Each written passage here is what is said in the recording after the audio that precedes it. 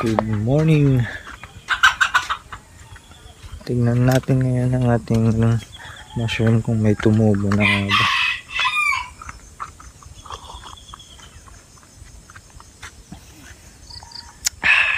Kape muna tayo, kape. Yan pala ang mga tanim natin. Yan.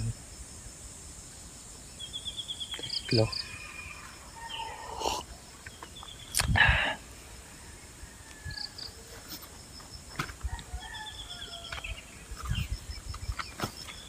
Sisilipin muna natin yung tanim natin kung meron na nga. Tingnan nyo. Yan, kung napapansin nyo, bagong gising pa nga lang. May muta pa. Yung palang bahay namin. Yan. Ito sa likod.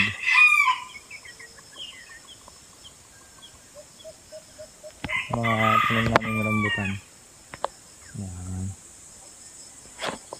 Yan, tignan natin yung mushroom natin kung okay na ba. Kung marami ng tumubo at kung may pwede nang kukuhanin. Ito siya guys.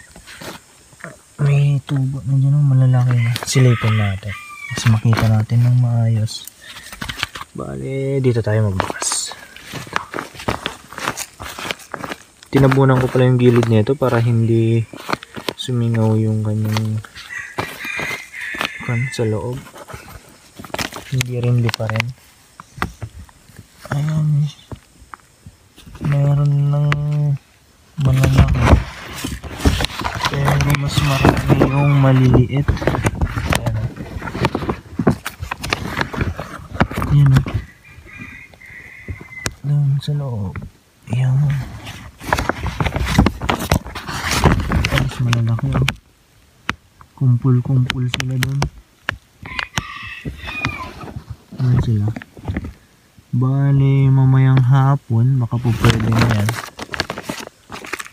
Ang dami pa dito malilit, nasa gilid na oh.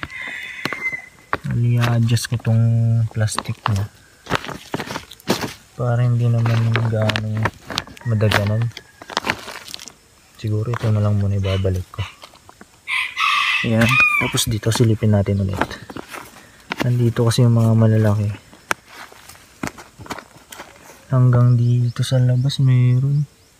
Yung mga pansin nyo, yung maliliit na yan.